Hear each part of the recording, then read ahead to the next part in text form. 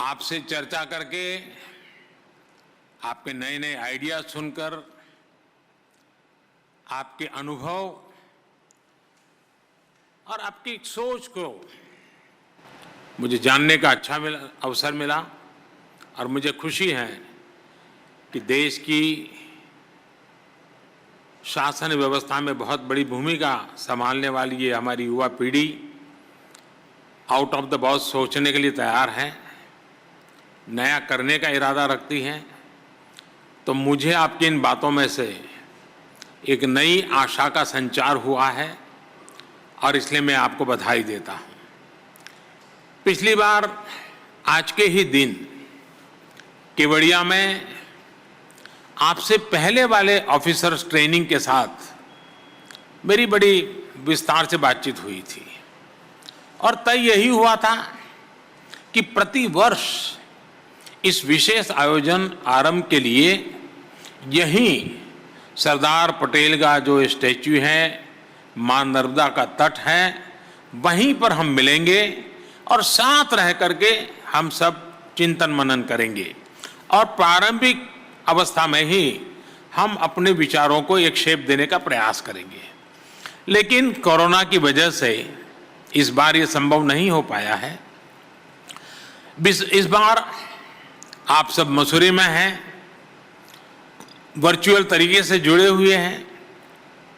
इस व्यवस्था से जुड़े सभी लोगों से मेरा आग्रह है कि जैसे ही कोरोना का प्रभाव और कम हो, मैं सभी अधिकारियों से भी कह करके रखता हूं कि आप जरूर सभी एक साथ एक छोटा सा कैंप यहीं सरदार पटेल की इस भव्य प्रतिमा के सानिध्य में लगाइए, कुछ समय यहाँ बिताइए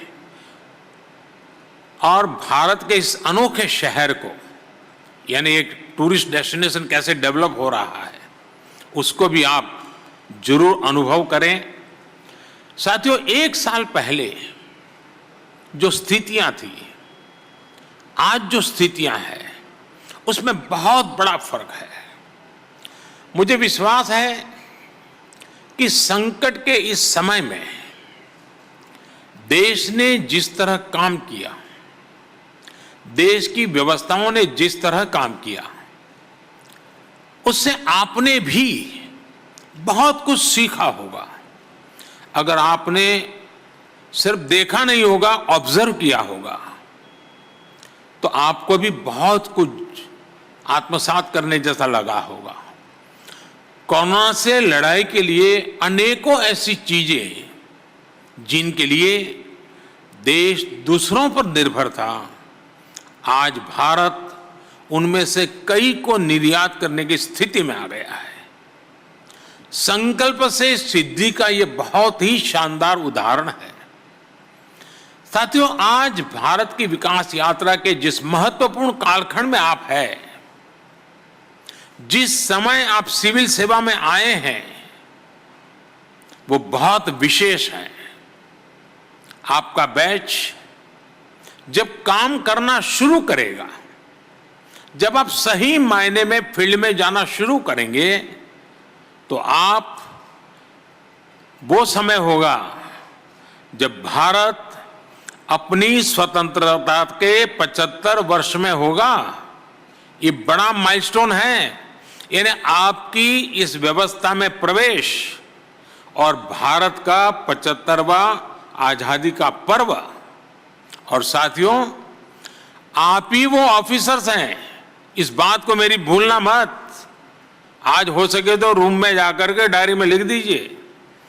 साथियों, आप ही वो ऑफिसर्स हैं जो उस समय में भी देश सेवा में होंगे, अपने कैरियर के, अपने जीवन के महत्वपूर्ण पड़ाव में होंगे, जब भारत अपनी स्वतंत्रता के 100 वर्ष मनाएगा। आजादी के 75 वर्ष से 100 वर्ष के बीच के ये 25 साल भारत के लिए बहुत ज्यादा अहम है। और आप वो भाग्यशाली पीढ़ी हो, आप वो लोग हैं जो इन 25 वर्षों में सबसे अहम प्रशासनिक व्यवस्थाओं का हिस्सा होंगे। अगले 25 वर्षों में देश की रक्षा, सुरक्षा, गरीबों का कल्याण, किसानों का कल्याण, महिलाओं, नौजवानों का हित, वैश्विक स्तर पर भारत का एक उचित स्थान, बहुत बड़ा दायित्व आप लोगों पर है। हम में से अनेकों लोग तब आपके बीच नहीं होंगे, लेकिन आप रहेंगे, आपके संकल्प रहेंगे, आपके संकल्पों की सिद्धि रहेगी। और इसलिए आज के इस पावन दिन आपको अपने से बहुत सारे वायदे करने हैं, मुझे नहीं, खुद से। वो वायदे जिनके साक्षी सिर्फ और सिर्फ आप होंगे, आपकी आत्मा होगी। मेरा आपसे आग्रह है कि आज की रात सोने से पहले खुद को आधा घंटा जरूर दीजिएगा। मन में जो चल रहा है, जो अपने कर्तव्य, अपने दायित्व, अपने प्रण के बारे में आप सोच रहे हैं, वो लिख करके रख लीजिएगा। साथियों, जिस कागज पर आप अपने संकल्प लिखेंगे, जिस कागज पर आप अपने सपनों को शब्द दे देंगे,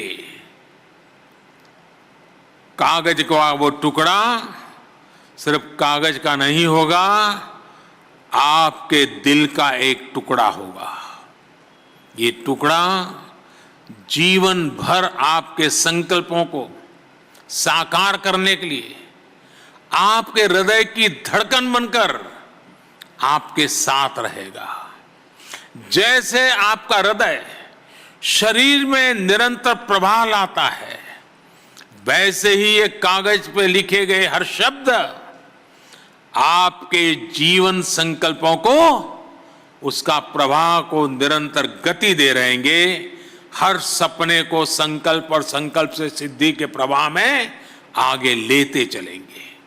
फिर आपको किसी प्रेरणा, किसी सीख की जरूरत नहीं होगी। यह आप ही का लिखा हुआ कागज, आपके हृदय भाव से प्रकट हुए शब्द, आपके मन मंदिर से निकली हुई एक एक बात आपको आज के दिन की याद दिलाता रहेगा, आपके संकल्पों को याद दिलाता रहेगा। साथियों, एक प्रकार से सरदार वल्लभ भाई पटेल ही देश की सिविल सेवा के जनक थे। 21 अप्रैल 1947 एडमिनिस्ट्रेटिव सर्विस ऑफिसर के पहले बैच को संबोधित करते हुए सरदार पटेल ने सिविल सर्वेंट्स को देश का स्टील फ्रेम कहा था। उन अफसरों को सरदार साहब की सलाह थी कि देश के नागरिकों की सेवा अब आपका सर्वोच्च कर्तव्य है। मेरा भी यही आग्रह है कि सिविल सर्वेंट जो भी निर्णय ले, वो राष्ट्रीय संदर्भ में हो, देश की एकता, अखंडता को मजबूत करने वाले हो, संविधान के स्पिरिट को बनाए रखने वाले हो। आपका क्षेत्र भले ही छोटा हो, आप जिस विभाग को संभालें उसका दायरा भले ही कम हो, लेकिन फैसलों में हमेशा देश का हित, लोगों का हित होना चाहिए। एक नेशनल पर्सपेक्टिव होना चाहिए। साथियों, स्टील फ्रेम का काम सिर्फ आधार देना, सिर्फ चली आ रही व्यवस्थाओं को संभालना ही नहीं होता है। स्टील फ्रेम का काम देश को यह एहसास दिलाना भी होता है कि बड़े से बड़ा संकट हो या फिर बड़े से बड़े बदलाव, आप एक ताकत बनकर देश को आगे बढ़ाने में अपना दायित्व निभाएंगे। आप एक फैसिलिटेटर की तरह सफलतापूर्वक अपने दायित्वों को पूरा करेंगे। फील्ड में जाने के बाद, तरह तरह के लोगों से गिरने के बाद, आपको अपनी इस भूमिका को निरंतर स्मरण रखना है। भूलने की गलती कभी मत करना। आपको ये भी याद रखना है कि फ्रेम कोई भी हो, गाड़ी का, चश्मे का या किसी तस्वीर का, जब वो एकजुट रहता है तभी सार्थक हो पाता है। आप जिस स्टील फ्रेम का प्रतिनिधित्व कर रहे हैं उसका भी ज्यादा प्रभाव तभी होगा जब आप टीम में रहेंगे, टीम की तरह काम करेंगे। आगे जाकर आपको पूरे पूरे जिले संभालने हैं, अलग अलग विभागों का नेतृत्व करना है। भविष्य में आप ऐसे फैसले भी लेंगे जिनका प्रभाव पूरे राज्य पर होगा, पूरे देश में होगा।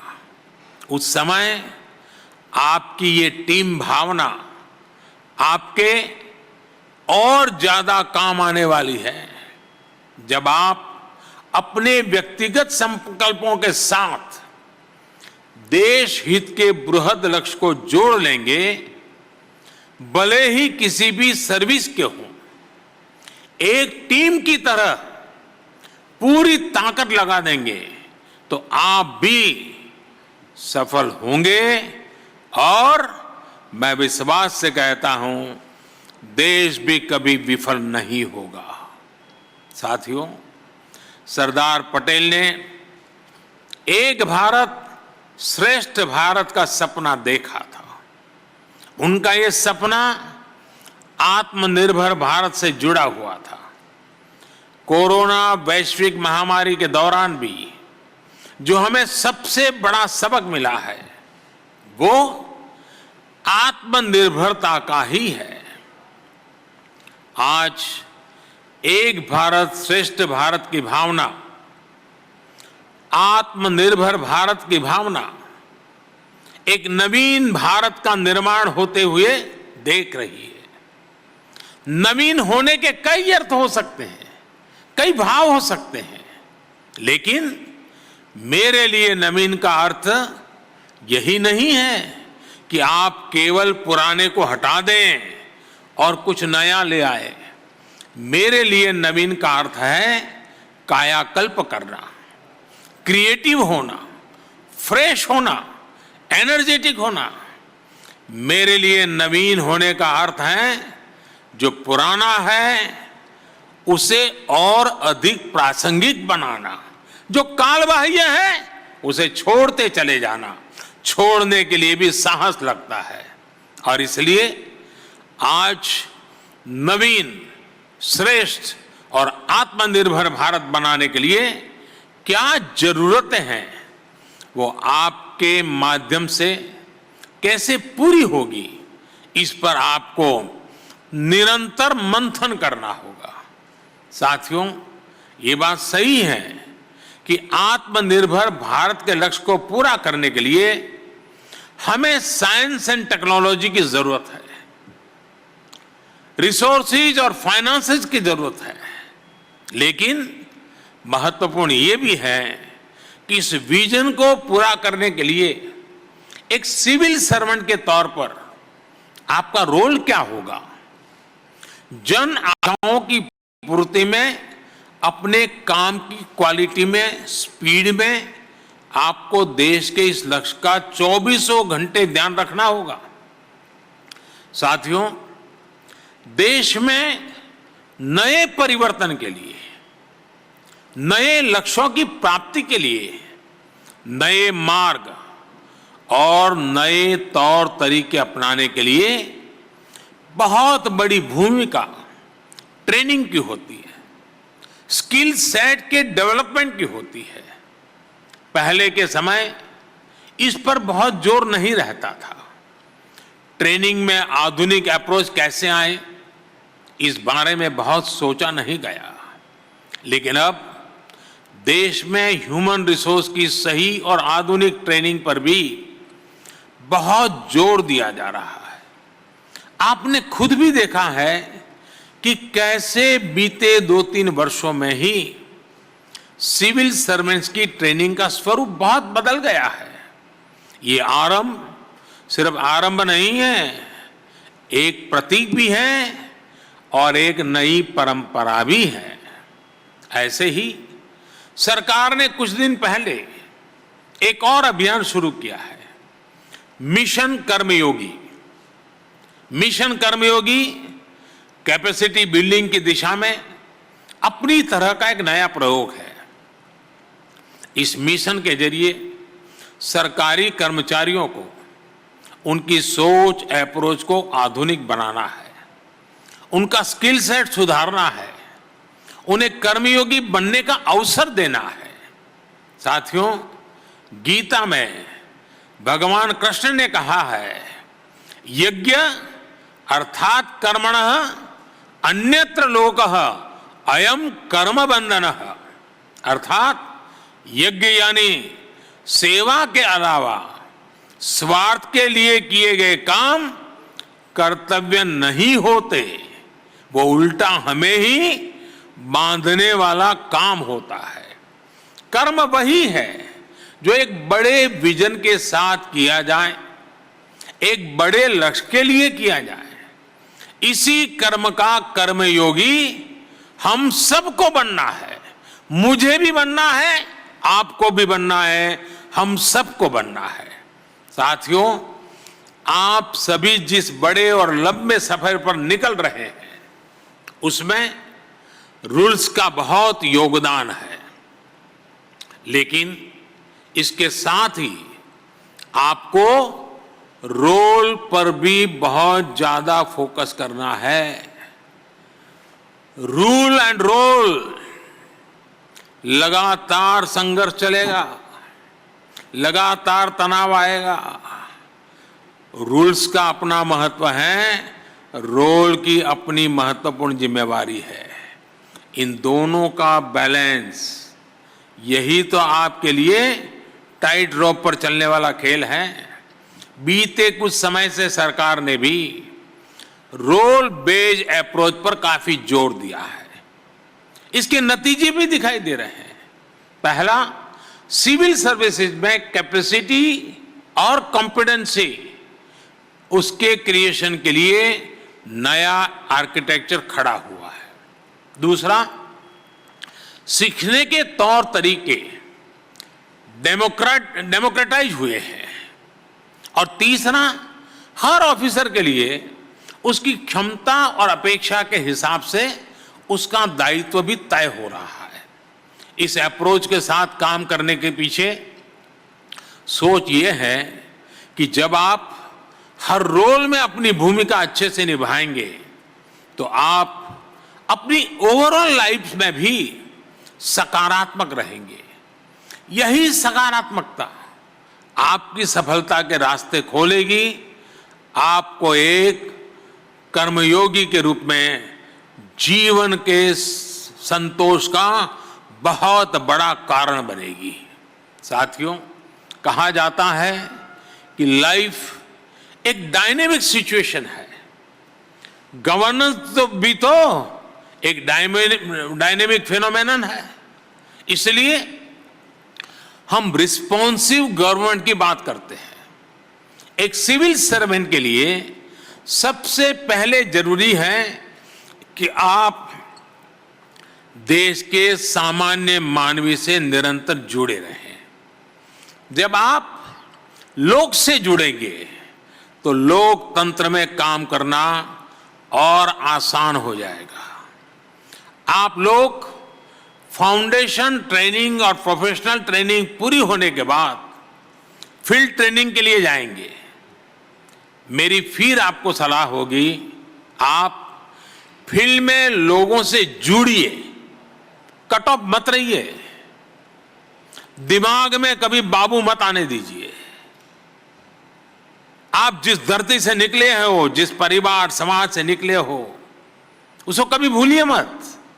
समाज से जुड़ते चलिए, जुड़ते चलिए, जुड़ते चलिए। एक प्रकार से समाज जीवन में विलीन हो जाइए। समाज आपकी शक्ति का सहारा बन जाएगा। आपके दो हाथ सहस्त्र बाहु बन जाएंगे। ये सहस्त्र बाहु जनशक्ति होती है। उन्हें समझने की, उनसे सीखने की कोशिश अवश्य करिएगा। मैं अक्सर कहता हूं, सरकार शीर्ष से नहीं चलती है। नीतियां जिस जनता के लिए हैं, उनका समावेश बहुत जरूरी है। जनता केवल सरकार की नीतियों की, प्रोग्राम्स की रिसीवर नहीं है। जनता जनार्दन ही असली ड्राइविंग फोर्स है। इसलिए हमें गवर्नमेंट से गवर्नेंस की तरफ बढ़ने की जरूरत है। साथियों, इस एकेडमी से निकलकर जब आप आगे बढ़ेंगे तो आपके सामने दो रास्ते होंगे। एक रास्ता आसानी का, सुविधाओं का, नेम एंड फेम का रास्ता होगा। एक रास्ता होगा जहां चुनौतियां होगी, कठिनाइयां होगी, संघर्ष होगा, समस्याएं होगी। लेकिन मैं अपने अनुभव से मैं आज आपसे एक बात कहना चाहता हूं। आपको असली कठिनाई तभी होगी जब आप आसान रास्ते पकड़ेंगे। आपने देखा होगा, जो सड़क सीधी होती है, कोई मोड़ नहीं होते हैं, वहां सबसे ज्यादा अकस्मात होते हैं। लेकिन जो टेढ़ी मेढ़ी मोड़ वाली सड़क होती है, वहां ड्राइवर बड़ा कॉन्शियस होता है, वहां अकस्मात कम होते हैं। और इसलिए सीधा सरल रास्ता कभी न कभी बहुत बड़ा कठिन बन जाता है। राष्ट्र निर्माण के, आत्मनिर्भर भारत के जिस बड़े लक्ष्य की ओर आप कदम बढ़ा रहे हैं, उसमें आसान रास्ते मिले ये जरूरी नहीं है। अरे, मन में उसकी कामना भी नहीं करनी चाहिए। इसलिए जब आप हर चुनौती का समाधान करते हुए आगे बढ़ेंगे, लोगों की ईज ऑफ लिविंग को बढ़ाने के लिए निरंतर काम करेंगे, तो इसका लाभ सिर्फ आपको ही नहीं, पूरे देश को मिलेगा। और आप ही के नजरों के सामने आजादी के 75 साल से आजादी के 100 साल की यात्रा फलते फूलते हिंदुस्तान को देखने का कालखंड होगा। आज देश जिस मोड़ में काम कर रहा है, उसमें आप सभी ब्यूरोक्रेट्स की भूमिका मिनिमम गवर्नमेंट, मैक्सिमम गवर्नेंस की ही है। आपको यह सुनिश्चित करना है कि नागरिकों के जीवन में आपका दखल कैसे कम हो, सामान्य मानवी का सशक्तिकरण कैसे हो। हमारे यहां उपनिषद में कहा गया है, न तत् द्वितीयम अस्ति, न तत् द्वितीयम अस्ति, अर्थात कोई दूसरा नहीं है, कोई मुझसे अलग नहीं है। जो भी काम करिए, जिस किसी के लिए भी करिए, अपना समझकर करिए। और मैं अपने अनुभव से ही कहूंगा कि जब आप अपने विभाग को, सामान्य जनों को अपना परिवार समझकर काम करेंगे, तो आपको कभी थकान नहीं होगी। हमेशा आप नई ऊर्जा से भरे रहेंगे। साथियों, फील्ड पोस्टिंग के दौरान हम ये भी देखते हैं कि अफसरों की पहचान इस बात से बनती है कि वो एक्स्ट्रा क्या कर रहा है, जो चलता रहता है उसमें अलग क्या कर रहा है। आप भी फील्ड में फाइलों से बाहर निकल करके, रूटीन से अलग हटकर अपने क्षेत्र के विकास के लिए, लोगों के लिए जो भी करेंगे, उसका प्रभाव अलग होगा, उसका परिणाम अलग होगा। अगर उदाहरण के तौर पर देखें, आप जिन जिलों में ब्लॉक्स में काम करेंगे, वहां कई ऐसी चीजें होगी, कई ऐसे प्रोडक्ट्स होंगे जिनमें एक ग्लोबल पोटेंशियल होगा, लेकिन उन प्रोडक्ट्स को, उन आर्ट्स को, उनके आर्टिस्ट को ग्लोबल होने के लिए लोकल सपोर्ट की जरूरत है। ये सपोर्ट आपको ही करना होगा, ये विजन आपको ही देना होगा। इसी तरह आप किसी एक लोकल इनोवेटर की तलाश करके उसके काम में एक साथी की तरह उसकी मदद कर सकते हैं। हो सकता है आपके सहयोग थे वो इनोवेशन समाज के लिए बहुत बड़े योगदान के रूप में सामने आ जाए। वैसे मैं जानता हूं कि आप सोच रहे होंगे कि सब कर तो लेंगे, लेकिन बीच में ट्रांसफर हो गया तो क्या होगा।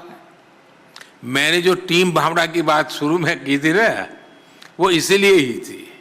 अगर आप आज एक जगह हैं, कल दूसरी जगह हैं, तो भी उस क्षेत्र में अपने प्रयासों को छोड़िएगा नहीं, अपने लक्ष्यों को भूलिएगा नहीं। आपके बाद जो लोग आने वाले हैं उनको विश्वास में लीजिए, उनका विश्वास बढ़ाइए, उनका हौसला बढ़ाइए, उनको भी जहां है वहां से मदद करते रहिए। आपके सपनों को आपके बाद वाली पीढ़ी भी पूरा करेगी। जो नए अधिकारी आएंगे आप उनको भी अपने लक्ष्यों का साझीदार बना सकते हैं। साथियों, आप जहां भी जाएं, आपको एक और बात ध्यान रखनी है। आप जिस कार्यालय में होंगे उसके बोर्ड में दर्ज आपके कार्यकाल से ही आपकी पहचान नहीं होनी चाहिए। आपकी पहचान आपके काम से होनी चाहिए। हां, बढ़ती हुई पहचान में आपको मीडिया और सोशल मीडिया भी बहुत आकर्षित करेंगे। काम की वजह से मीडिया में चर्चा होना एक बात है, और मीडिया में चर्चा के लिए ही काम करना वो जरा दूसरी बात है। आपको दोनों का फर्क समझ करके आगे बढ़ना है। आपको याद रखना होगा कि सिविल सर्वेंट्स की एक पहचान अनाम रह करके काम करने की रही है। आप पिछले आजादी के बाद के अपने कालखंड के देखिए, जो ओजस्वी तेजस्वी चेहरे कभी कभी हम सुनते हैं, वो अपने पूरे कार्यकाल में अनामी रहे हैं। कोई नाम नहीं जानता था। रिटायर होने के बाद किसी ने कुछ लिखा तब पता चला, अच्छा ये बाबू इतना बड़ा देश को दे करके गए हैं। आपके लिए भी वही आदर्श है। आपसे पहले के 4-5 दशकों में जो आपके सीनियर्स रहे, उन्होंने इसका बहुत अनुशासन के साथ पालन किया है। आपको भी ये बात ध्यान रखनी है।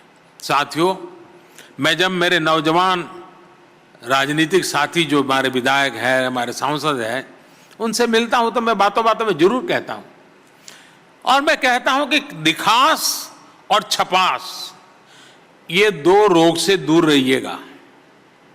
मैं आपको भी यही कहूंगा कि दिखास और छपास, टीवी पे दिखना और अखबार में छपना, दिखास और छपास, ये दिखास और छपास का रोग जिसे लगा, फिर आप वो लक्ष्य नहीं प्राप्त कर पाएंगे जो लेकर आप सिविल सेवा में आए हैं। साथियों, मुझे भरोसा है आप सब अपनी सेवा से, अपने समर्पण से देश की विकास यात्रा में देश को आत्मनिर्भर बनाने में बहुत बड़ा योगदान देंगे। मेरी बात समाप्त करने से पहले मैं आप लोगों को एक काम देना चाहता हूं। आप करेंगे? सब हाथ ऊपर करें तो मैं मानूंगा कि आप करेंगे। सबके हाथ ऊपर होंगे क्या? करेंगे? अच्छा, सुन लीजिए। आपको भी वोकल फॉर लोकल अच्छा लगता होगा सुनना, लगता है ना? पक्का लगता होगा। आप एक काम करेंगे, आने वाले 2-4 दिन में आप अपने पास जो चीजें हैं, जो रोजमर्रा के उपयोग में है, उसमें कितनी चीजें वो हैं जो भारतीय बनावट की हैं, जिसमें भारत के नागरिक के पसीने की महक है, जिसमें भारत के नौजवान की टैलेंट दिखती है, उस सामान का जरा एक सूची बनाइए। और दूसरी वो सूची बनाइए कि आपके जूतों से लेकर के सर के बाल तक क्या क्या क्या क्या विदेशी चीजें आपके कमरे में हैं, आपकी बैग में हैं, क्या क्या आप उपयोग करते हैं, जरा देखिए और मन में तय कीजिए कि ये जो बिल्कुल अनिवार्य है, जो भारत में आज उपलब्ध नहीं है, संभव नहीं है, जिसको रखना पड़े मैं मान सकता हूँ, लेकिन ये 50 में से 30 चीजें ऐसी हैं वो तो मेरे लोकल अवेलेबल है। हो सकता है कि मैं उसके प्रचार के प्रभाव में नहीं आया हूँ, मैं उसमें से कितना कम कर सकता हूँ। देखिए, आत्मनिर्भर की शुरुआत आत्म से होनी चाहिए। आप वोकल फॉर लोकल क्या शुरुआत कर सकते हैं। दूसरा, जिस संस्था का नाम लाल बहादुर शास्त्री से जुड़ा हुआ है, उस पूरे कैंपस में भी, आपके कमरों में, आपके ऑडिटोरियम के, आपके क्लासरूम में, हर जगह पे कितनी चीजें विदेशी हैं, जरूर सूची बनाइए। और आप सोचिए कि हम जो देश को आगे बढ़ाने के लिए आए हैं, जहां से देश को आगे बढ़ाने वाली एक पूरी पीढ़ी तैयार होती है, जहां बीज धारण किया जाता है, क्या उस जगह पर भी वोकल फॉर लोकल ये हमारी जीवनचर्या का हिस्सा है कि नहीं है। आप देखिए, आपको मजा आएगा। मैं ये नहीं कहता हूं आपके साथी को भी आप ये रहस्य खोलिए, खुद के लिए है। आपको देखिए, आपने बिना कारण ऐसी ऐसी चीजें आपके पास पड़ी होगी जो हिंदुस्तान के होने के बाद भी आपने बाहर की ले ली है, आपको पता भी नहीं है बाहर की है। देखिए, भारत को आत्मनिर्भर बनाने के लिए हम सब ने आत्म से शुरू कर करके देश को आत्मनिर्भर बनाना है। मेरे प्यारे साथियों, मेरे नौजवान साथियों, देश को आजादी के 100 साल, आजादी के 100 साल के सपने, आजादी के 100 साल के संकल्प, आजादी के आने वाली पीढ़ियां, उनको आपके हाथ में देश सुपुर्द कर रहा है। देश आपके हाथ में आने वाले 25-35 साल आपको सुपुर्द कर रहा है। इतनी बड़ी भेंट आपको मिल रही है, आप उसको बड़ी जीवन का एक अहोभाग्य मान करके अपने हाथ में लीजिए, अपने कर कमलों में लीजिए, कर्मयोगी का भाव जगाइए, कर्मयोग के रास्ते पर चलने के लिए आप आगे बढ़िए। इसी शुभकामनाओं के साथ आप सभी को एक बार बहुत बहुत बधाई देता हूं। मैं आपका बहुत बहुत धन्यवाद करता हूं और मैं आपको विश्वास दिलाता हूं, मैं प्रति पल आपके साथ हूं, मैं पल पल आपके साथ हूं। जब भी जरूरत पड़े आप मेरा दरवाजा खटखटा सकते हैं। जब तक मैं हूं, जहां भी हूं, मैं आपका दोस्त हूं, आपका साथी हूं। हम सब मिलकर के आजादी के 100 साल के सपने साकार करने का अभी से काम प्रारंभ करें। आइए हम सब आगे बढ़ते हैं। बहुत बहुत धन्यवाद।